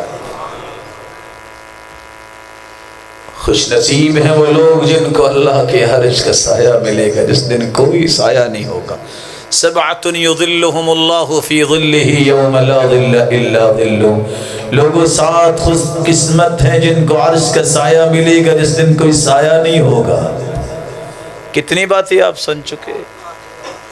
9ویں بات اللہ کے رسول نے یہ بھی فرمائی، وہ 7 قسم کے خوش نصیب جن کو اللہ عرش کا سایہ دے گا، جس دن کوئی سایہ نہیں ہوگا، ان میں ایک وہ بھی ہوگا، وَرَجُلٌ تَصَدَّقَ بِصَدَقَةٍ فَأَخْفَاهَا حَتَّى لَا تَعْلَمَ شِمَالُهُ مَا تُنْفِقُ يَمِينُهُ، جو دائیں ہاتھ سے صدقہ کرتا ہے اتنا چھپا کے کرتا ہے کہ اس کے بائیں ہاتھ کو بھی پتہ نہیں چلتا، رب تعالیٰ اسے اپنے عرش کا سایہ نصیب فرمائیں گے۔ کتنی باتیں ہوگی؟ ایک 10ویں بات بھی میں آپ کی خدمت میں پیش کر کے بات کو ختم کروں گا۔ اب عرش کا سایہ تو مل گیا، جہنم تو پھر جہنم ہے نا۔ حدیث میں آتا ہے 70,000 فرشتے، 70,000 لگامیں ہوں گی جہنم کی، اور ہر لگام کو تھامے ہوئے 70,000 فرشتے، 4 ارب 90 کروڑ فرشتے صرف اس جہنم کو سنبھال کے کھڑے ہوں گے، جس طرح وہ چنگاڑ رہی ہوگی۔ ادھر اللہ کے رسول کا فرمان بھی سن لیجئے، اتنی بڑی جہنم ٹھنڈی کیسے ہو سکتی ہے؟ فرمایا اتقوا النار ولو بشق تمرہ، اگر آگ سے بچنا چاہتے ہو، من تصدق بعدل تمرہ، کھجور آج اجوا کی بھی خریدو تو 20 سے 30 روپے کی آئے گی، فرمایا جو کھجور کے برابر صدقہ کرتا ہے من کسب طیب، حلال مال سے، تم تو کھجور دیتے ہو، تم تو روپے پیش کرتے ہو، تم تو ڈالر یا یعنی یا کپس یا دینار اور درہم اور ریال پیش کرتے ہو، تم کسی انویلپ میں ڈالتے ہوگے، کسی کپڑے میں ڈالتے ہوگے، سب سے بڑا امتیاز یہ ہے صدقے کا، فَإِنَّ اللَّهَ يَتَقَبَّلُهَا بِيَمِينِهِ، یہ جو بھی تم پیش کرتے ہو سب سے پہلے میرا مالک اپنے دائیں ہاتھ میں اسے لیتا ہے. ثم يربيها كما يربي احدكم فلوا او فلوا. پھر اللہ اسے پالنا شروع کر دیتے ہیں. یہ کھجور کتنی کو بڑی ہو سکتی ہے، پالتے پالتے قیامت کا دن ہوگا، نام اعمال جب تولے جا رہے ہوں گے تو یہ کھجور جتنا صدقہ ایک نیکیوں کا پہاڑ بن کے آئے گا. بندہ پوچھے گا اللہ یہ کیا ہے؟ اللہ ذوالجلال فرمائیں کہ میرے بندے یہ کھجور جتنا صدقہ میں نے پال پال کے اس کو نیکیوں کا پہاڑ بنا دیا ہے. یحییٰ بن معاذ کہا کرتے تھے لا اعلم حبہ. دانے تو میں نے بہت دیکھے ہیں دنیا میں، مکی کا بھی دانہ ہے، گندم کا بھی ہے، جو کا بھی ہے، لیکن کمال کا دانہ ہے یہ صدقے کا دانہ ہے تو دانہ لیکن کو بن کے نام اعمال میں پہاڑ آ جائے گا. صدقے سے بڑھ کے دانہ میں نے مہنگا کو نہیں دیکھا. اللہ ذوالجلال سے دعا ہے، اللہ ذوالجلال صاحب قرآن اور صاحب مال ان دونوں کی شخصیت کو اللہ نے قابل رشک بنوایا ہے اپنے پیغمبر سے. اللہ ہمیں اہل قرآن بھی بنائے اور اللہ کی رضا کے لیے خرچ کرنے والے بھی بنائے. آپ سے بھی کوئی گزارش کر سکتا ہوں؟ بولے نہیں، ناراض ہو گئے. اچھا پھر میرے ساتھ کوئی وعدے کرنے پڑیں گے اگر آپ کر سکتے ہوں. بڑے آسان سے وعدے کر لیں گے انشاءاللہ.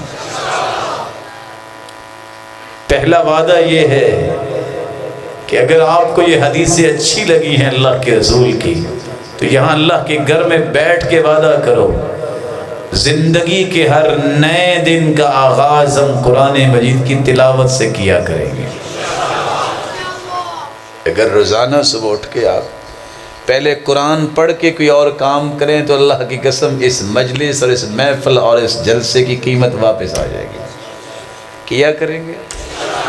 یہاں کچھ مبارک لوگ سفید داڑھیوں والے بھی بیٹھے ہیں، ان سے پوچھو آج سے 30 سال پہلے ہر گھر کی کہانی یہ تھی، کوئی عورت دودھ دہی اور لسی کو ہاتھ نہیں لگاتی تھی کسی کام کو جب تک قرآن نہیں پڑھ لیتی. ایسا ہی تھا نا.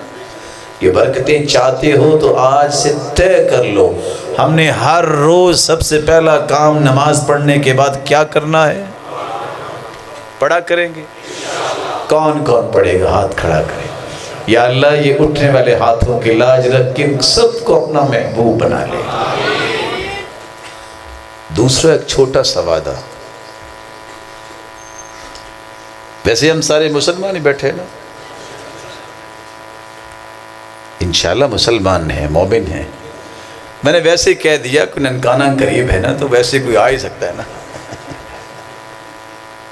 مومن وہی ہوتا ہے جو عبادت کے لیے پیدا کیا گیا ہے، اس کو لذت بھی عبادت میں آتی ہے. رمضان کا مہینہ آنے والا ہے، رب تعالیٰ سب کو وہ نعمتیں نصیب فرمائے. اپنے بھائی کی بات یاد رکھیے گا، جس کی نماز درست نہیں اس کا دین درست نہیں ہو سکتا. اس گھر میں بیٹھے یہ وعدہ کرو اپنے رب سے، بلکہ توفیق مانگو یا اللہ زندگی میں با جماعت نماز پڑھنے کی توفیق عطا فرما. تمنائیں ہوں تو ایسی ہوں. وفی القصص عبر، بعض قصوں میں بڑا سبق ملتا ہے.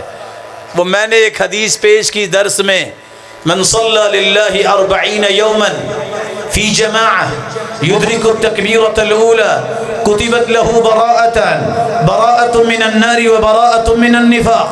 جو 40 دن تکبیر اولا کے ساتھ با جماعت نماز پڑھتا ہے اللہ اسے 2 انعام دیتے ہیں. زندہ رہے گا تو منافق نہیں ہوگا، مر جائے گا تو جہنم سے آزاد ہو جائے گا. نہ جانے کیسے اس حدیث کو ایک شخص نے سنا. اتفاق سے آج سے غالباً 3 سال پہلے میں حرم سے نکلا، باب ملک فہد پہ کھڑے تھے، جو ایک شخص آیا، بارش انسان آ کے کہتا ہے السلام علیکم، میں ریاض سے آیا ہوں، یہ حدیث سنی تھی، ایک دعا کروانے آیا ہوں. ارے مجھ سے دعا کیا کروانے آئے ہو؟ دیکھو سامنے بیت اللہ ہے، اللہ سے مانگو. کہا وہ تو مانگ کے آیا ہوں، آپ سے بھی گزارش ہے. دعا کیا ہے؟ حدیث یہ ہے 40 دن با جماعت نماز پڑھنی اور تکبیر اولیٰ کے ساتھ 37 دن ہو گئے ہیں میں بیت اللہ میں ہوں، میں با جماعت بھی نماز پڑھتا ہوں تکبیر اولیٰ کے ساتھ اور پڑھتا بھی پہلی صف میں ہوں، صرف اتنی دعا کر دیجئے اللہ 40 دن کا یہ قول مجھے بیت اللہ میں پورا کرنے تک زندگی دے دے۔ تمنا ہوئی نا، تو ہم بھی تمنا کرنی چاہیے نا ہمیں کہ یا اللہ بقیہ زندگی ہمیں با جماعت نماز پڑھنے کی توفیق عطا فرما۔ کوشش کریں گے؟ کون کون انشاءاللہ وعدہ کرتا ہے کہ ہم پوری کوشش کریں؟ توفیق اس نے دینی ہے۔ دیکھیں اس کے پاس بڑی ہر مستحیل چیز بھی اس کے سامنے بالکل معمولی ہے، اس سے توفیق مانگے وہ طاقت دے دے گا۔ ایک تیسرا بھی چھوٹا سا وعدہ ہے، یہ حدیثیں آپ نے قرآن کی سنی، آپ کو اچھی لگی، اس کا مطلب ہے تھوڑے لوگوں کو لگی، تو پھر آپ آواز دو نا، اچھی لگی آپ کو؟ تو وعدہ کرتے ہیں کہ اپنے بچوں اور بچیوں کو سب سے پہلے ہم قرآن کی تعلیم دلوائیں گے۔ میں کوئی مشکل وعدہ تو نہیں دے رہا، کریں گے انشاءاللہ۔ خوش نصیب ہیں جنہوں نے پہلے سے ہی وقت کر رکھے ہیں، خوش نصیب ہیں جن کی اولاد حافظ بن چکی ہیں، خوش نصیب ہیں وہ۔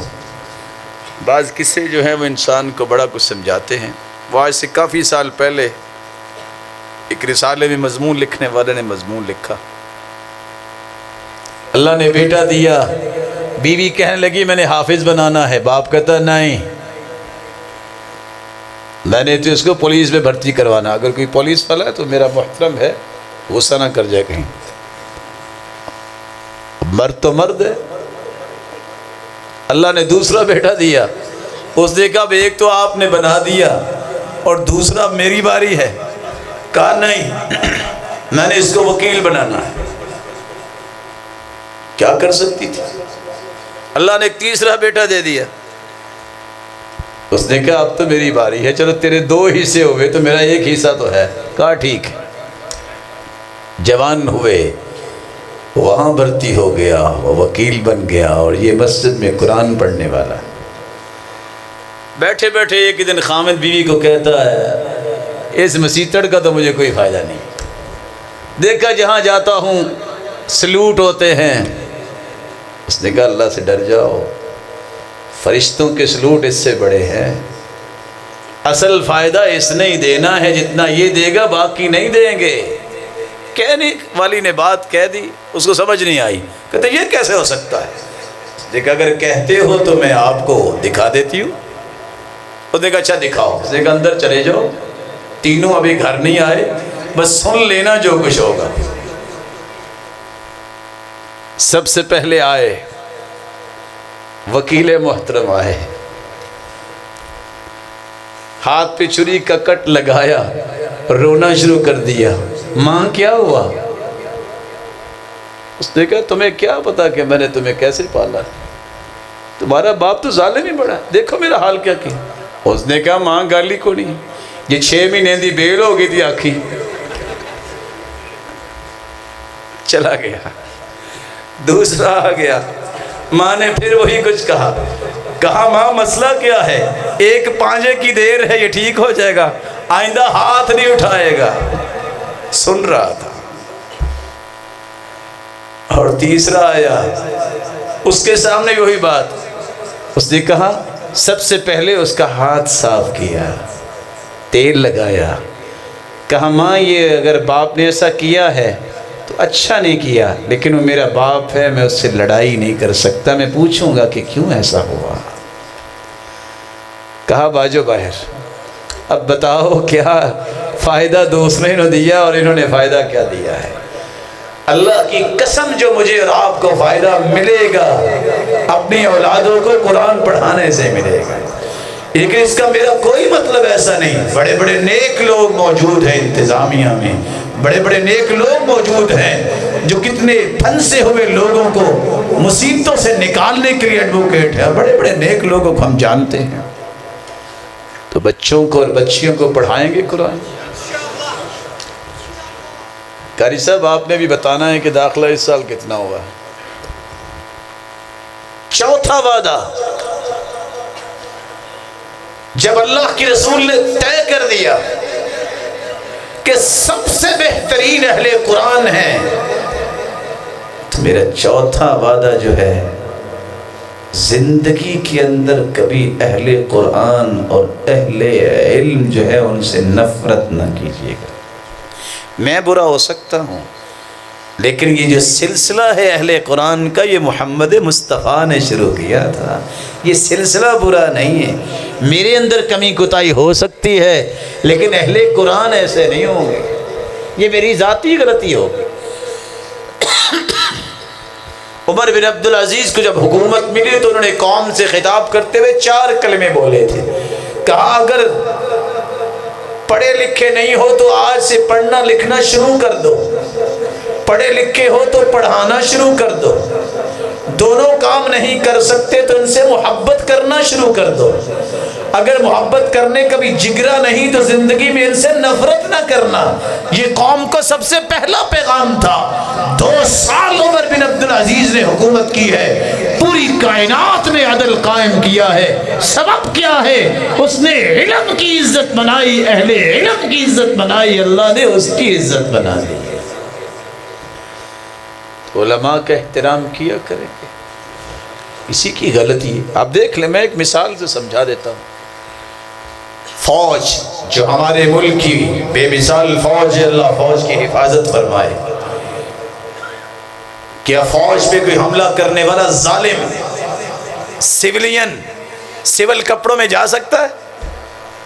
وہ فوجی وردی پہنے گا اور وہ ظالم جو ہے حملہ کرنے کی کوشش کرے گا، اللہ حفاظت فرمائے۔ آپ اس کو فوجی کہیں گے جو حملہ کرے گا فوجیوں پہ؟ کبھی کسی نے اپنے بازوؤں کو بھی توڑا ہے؟ پولیس انتظام کو بہتر کرنے کے لیے ہوتی ہے دن رات، لیکن کچھ سیولین تھانے میں جا کے ان کو مار سکتا ہے؟ جب بھی ان پہ کوئی وار کرے گا اس وردی میں جا کے۔ اسی طرح اگر کوئی لبادہ جو ہے وہ مسلمانوں کا اوڑھ لے اور کام اہل قرآن کے اور علماء کے نہ کرے، وہ عالم نہیں ہوتا، وہ صرف بدنام کرنے کے لیے آیا تھا اور اپنا نام لے کے واپس چلا گیا۔ اہل قرآن اور اہل علم جو ہے وہ ایسے نہیں ہوتے۔ زندگی میں کبھی اپنی زبان سے علماء کے بارے میں کوئی بات نہ نکالیے گا۔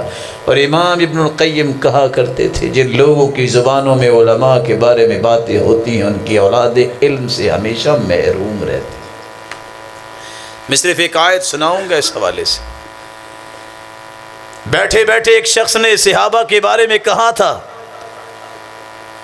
مَا لِهَؤُلَاءِ الْقُرَّاءِ أَجْبَنُونَ عِنْدَ اللِّقَاءِ، یہ دیکھو قرآن پڑھنے والے بزدل۔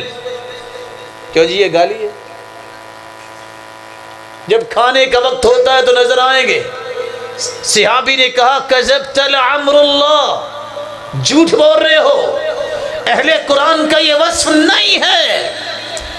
میں ابھی تیری شکایت کرتا ہوں، سامنے خیمہ تھا اللہ کے رسول کا، صحابی دوڑ کے جاتے ہیں، میرے رب کا فیصلہ دیکھیے، صحابی خیمے میں نہیں پہنچا، جبریل آسمانوں سے پہلے پہنچ چکا تھا اور یہ آیت لے کے آ گیا، قُلْ أَبِاللَّهِ وَآيَاتِهِ وَرَسُولِهِ كُنْتُمْ تَسْتَهْزِئُونَ، کہہ دو ان سے اللہ سے مذاق کرتے ہو، اللہ کی نشانیوں سے مذاق کرتے ہو، اللہ کی رسول سے مذاق کرتے ہو۔ سچ بتائیے، اس نے تو یہی کہا تھا علم والوں کے متعلق۔ اس نے کوئی اللہ کے بارے میں کچھ کہا؟ رسول کے بارے میں؟ کوئی اللہ کی آیتوں کے بارے میں؟ اہل علم کی توہین اللہ نے اپنی توہین کہا ہے، اپنی آیتوں اور اپنے رسول کی کہا ہے۔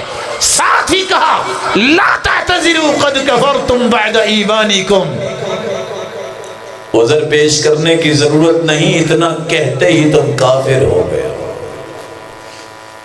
اللہ کے رسول کے پاس جب یہ آیت پہنچی، آپ کھڑے ہوئے، صحابہ کو حکم دیا، ارتحلوا، جس جگہ پہ اہل علم کی عزت نہیں توہین ہوتی ہے میں اس جگہ پہ بیٹھنا پسند ہی نہیں کرتا۔ خیمے اکھڑوائے، اونٹنی پہ بیٹھے اور وہ بھاگ کے آتا ہے، یا رسول اللہ انما ہی سوالف، میں تو مذاق کر رہا تھا، تو آپ یہ کہہ رہے تھے قل باللہ وآیاتہ ورسولہ کنتم تستہزئون، مذاق کے لیے تم یہی ملے تھے؟ اور آپ نے صحابہ کو وہاں سے لے کے روانہ ہو گئے۔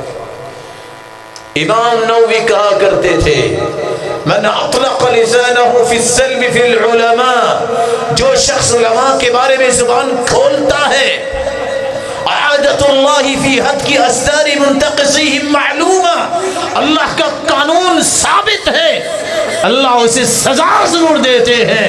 ایک شخص امام نووی کے زمانے میں علماء کو گالیاں دیا کرتا تھا، فلما مات اندلع لسانہ واسود، جو ہی وہ مرا سزا کیا ملی؟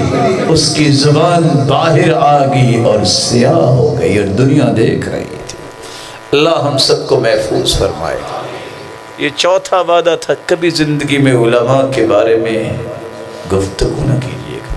اور جو مکاری کرتا ہے، جو مکار بنتا ہے، ایک جملہ تیسرا بھی چھوٹا سا ہے، یاد کر لیجئے گا، من عاش بالمکری مات بالفقری، جو مکاری کے ساتھ زندہ رہتا ہے فقیر ہو کے مرتا ہے۔ جو مکاری کرتا ہے وہ فقیر ہو کے مرتا ہے۔ میں نے ان کانوں سے ان لوگوں کا بھی تذکرہ سنا ہے جو اربوں کے مالک تھے، لیکن جب فوت ہوئے تو ان کی جیب میں 1 روپیہ بھی نہیں تھا، بھوک کی وجہ سے مرے ہیں۔ کیوں؟ مکاری کی سزا دنیا میں مل گئی۔ اللہ ہمیں محفوظ فرمائے۔ اور آخری وعدہ آپ سے بھی لے سکتے ہیں وعدہ جی، قاری صاحب آپ سے بھی، آپ قریب تو آ جائیں، آپ ہی تو ہمارے پیارے ہیں۔ دیکھیں یہ کتنے مرد مجاہد ہیں، وہ قریب بیٹھے ہیں، آپ دور بیٹھے ہیں۔ تو اہل قرآن اور اہل مال دونوں کو اکٹھا بیٹھنا چاہیے۔ 5واں وعدہ یہ ہے، میمون بن مہران ایک بچہ اپنے ماموں سے پوچھتا ہے، ماموں جان میں نے دیکھا ہے آپ باہر نکل کے پیسے ہی بانٹتے رہتے لوگوں کو، آپ کا گزارا کیسے ہوتا ہے؟ کہا بیٹا جتنا میں دیتا ہوں نا اللہ مجھے اس سے زیادہ دے دیتا ہے۔ کہتا ہے ہاں؟ گھر دوڑا اور جو کچھ جمع تھا درم و دینار لا کے بانٹ دیا۔ 1 دن گزرا، 2 دن گزرے، 3 دن، کہتے ہیں ماموں جان مجھے نہیں ملا۔ کہتے ہیں بیٹا اللہ کو آزماتے نہیں، یقین کرتے ہیں تب ملتا ہے۔ تو آپ کو یقین ہے کہ ملے گا تو پھر صدقہ کیا کریں گے۔ اللہ یہ نہیں دیکھتا کہ کتنا صدقہ کیا، اللہ نیت کو دیکھتا ہے۔ اگر 1,00,000 درہم سے 1 درہم صدقت لے جا سکتا ہے تو میری اور آپ کی جیب سے نکلا ہوا ایک چھوٹا سا نوٹ بھی جو ہے میری جنت کے لیے کافی ہو سکتا ہے۔ کیا کریں گے؟ 7 یجرا للعبد بعد موتہ وہو فی قبری، دنیا والے کہتے ہیں یہ سالے ثواب کیسے کرے، میں بناوٹی طریقے نہیں بتانا چاہتا، وہ لوگوں کے پاس ہے، محمدی طریقہ یہ ہے 7 ایسے اعمال ہیں جن کو کرنے سے انسان تو مٹی میں مٹی ہو جاتا ہے لیکن اس کی نیکیاں قیامت تک ڈپازٹ ہوتی رہتی ہیں۔ وہ کون سے اعمال ہیں؟ من علم علما ونشر، اللہ کے پیغمبر کی زبان اطہر کو دیکھیے، ان 7 قسم کے اعمال میں سب سے پہلا کام یہ بتایا، جو علم سکھاتا ہے، سکھا نہیں سکتا، پڑھا لکھا نہیں ہے، اس کے ساتھ کھڑا ہو جاتا ہے، اس علم کی نشر و اشاعت کا بہانہ بن جاتا ہے۔ سب سے پہلا کام۔ او مسجدن بنا، یا مسجد بناتا ہے۔ دوسرا کام، او نہرن اجرا، یا نہر بنا دیتا ہے۔ او حفر بئرا، دوسری روایت میں آتا ہے پانی کا بندوبست کر دیتا ہے، کنواں کھدوا دیتا ہے۔ چوتھا کام، او ورث مصحفا، قرآن مجید کا نسخہ وراثت میں چھوڑتا ہے۔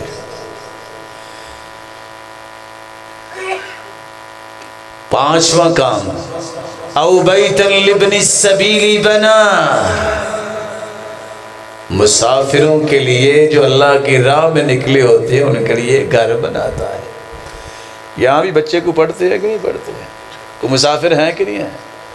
او بیتا لابن السبیل بنا، ان کے لیے گھر بناتا ہے۔ چھٹا کام، اللہ کے رسول صلی اللہ علیہ وسلم نے فرمایا او نخلا، کھجور کا درخت لگاتا ہے، یہ بھی جب تک اس سے فائدہ لیا جاتا ہے نیکیاں لگانے والے کو ملتی رہتی۔ اور ساتواں کام او صدقۃ اخرجها فی صحته و حیاته، جس نے اپنی صحت کی حالت میں زندگی میں اگر اس نے صدقہ کر دیا، جس پہ ایسا کام ہوا جس سے صدقہ جاریہ بن گیا، یہ 7 ایسے کام انسان مٹی میں مٹی ہو جائے گا، اس کو قیامت تک نیکیاں پہنچتی رہیں گی۔ تیار ہیں انشاءاللہ؟ صدقہ کیا کریں گے۔ وہ حاتم طائی تھا نا، بڑا امیر آدمی تھا، تو ایک دن ایک شخص اس کے پاس 1000 دینار لینے آ گیا، اس کا جھگڑا ہو گیا۔ حاتم طائی غصے میں آ گیا، تو میرے گھر آئے تو آئے کیوں؟ وہ بڑا پریشان، میں نے سنا تھا کہ بڑا امیر ہے، تو یہ کیا کہہ رہا ہے؟ کہا 1000 کے لیے تمہیں میرا گھر ہی نظر آیا تھا، میرے گھر میں آنا تھا اور 1000 سے مانگنا تھا۔ دوسرا شخص آیا، اس نے کھانا مانگا، اس نے 10 بوریاں اٹھا دی، کہا مجھے تو ایک وقت کا کھانا چاہیے تھا۔ کہا تم نے اپنی ضرورت کے مطابق مانگا، میں نے اپنی استطاعت کے مطابق دے دیا۔ وہ غصہ کس لیے کیا کہ حاتم طائی کے پاس آ کے مانگتے بھی ہو تو صرف 1000، اور کچھ زیادہ رقم مانگتے مجھے پتہ چلتا، میرے گھر کا پتہ کسی نے صحیح بتایا ہے تجھے۔ میرے رب کے فرمان دیکھیے، محمد کی زبان پہ جاری کیا، من غدا الى المسجد او راح اعد اللہ له نزلا كلما غدا او راح، جو صبح مسجد کی طرف آتا ہے، رات کو مسجد کی طرف آتا ہے، 2 وقت مسجد میں آتا ہے پڑھنے پڑھانے کے لیے، قیامت کا دن ہوگا، جنت تو ملے گی۔ آج ہر میزبان اپنی استطاعت کے مطابق میزبانی کرتا ہے۔ اللہ کے رسول فرماتے ہیں جو مسجد میں صبح و شام آنے والا ہے، اللہ صبح و شام جنت میں اس کی خصوصی مہمان نوازی کریں گے۔ کس کی کریں گے؟ جو مسجد میں آئے گا، تو جتنے مسجد میں آئیں گے ان سب کے برابر اس کی مہمان نوازی ہوگی نا، جس نے مسجد بنائی ہوگی، جس نے وہ جگہ جو ہے اس چیز کے لیے وقف کی ہوگی۔ کتنی بڑی سعادت کی بات ہے۔ اللہ مجھے اور آپ کو توفیق سے نوازے، ہم قرآن پڑھنے والے بنے، اس قرآن کے پیغام کو دنیا کے کونے کونے تک پہنچانے والے بنے۔ آپ بھی قرآن پڑھایا کریں گے انشاءاللہ؟ پہلے بھی آپ پڑھاتے ہیں، یہ نہیں کہ آپ یہ ساری رونقیں اللہ عز و جلال کی رحمت کے بعد آپ نے لگائی۔ ظہور صاحب آپ بھی بسم اللہ پڑھ کے آج ایک اور نیکی کر دیں۔ یہ پڑھنے والے ہیں، یہ دیوار نزدیک سے نظر آتی ہے، یہ دور نظر آنی چاہیے اگلے پروگرام میں۔ اللہ عز و جلال توفیق سے نوازے۔ یہ استخارہ کر کے آپ کو بتا دیں گے، مجھے بھی بتا دیجیے گا، بتا دیں گے نا انشاءاللہ۔ اللہ آپ کو خیر و برکت سے نوازے۔ مولا کریم جو قرآن پڑھنے والے ہیں ان کو عالم ربانی بنا دے۔ الہ العالمین یہاں سے پڑھنے والے ہیں ان کو صدقہ جاریہ بنا، والدین کے لیے، اساتذہ کے لیے، اور جتنے روشن چہرے بیٹھے ہیں اللہ اس طرح تیرے گھر میں جمع ہیں ان کو جنت الفردوس میں بھی جمع فرما۔ کوئی بیمار ہیں تو ان کی بیماریوں کو شفاؤں میں بدل دے، کسی مصیبت میں ہیں تو اللہ ان کی مصیبت کو خوشیاں بنا دے۔ الہ العالمین جو دنیا سے جا چکے کروڑہا رحمتوں سے نواز دے۔ صاحب اولاد ہے تو ان کی اولادوں کو نیک بنا، دست و بازو بنا، آنکھوں کی ٹھنڈک بنا اور صدقہ جاریہ بنا۔ بے اولاد ہے تو ان کی جوڑیوں کو بارونق بنا دے۔ الہ العالمین مالداروں کے مال میں برکت فرما، شریروں کی شرارت اور حاسدوں کے حسد سے بچا۔ الہ العالمین بے روزگار ہے تو تمنگر بنا دے، مقروض کے غیبی خزانوں سے مدد فرما۔ اللہ جنہوں نے اس گھر کو آباد کیا ہے تو ان کے گھروں کو دنیا اور جنت میں آباد فرما دے، اور قیامت کے دن اپنے محبوب کی رفاقت، اپنے دیدار کا مستحق بنا دے۔ وآخر دعوانا الحمدللہ۔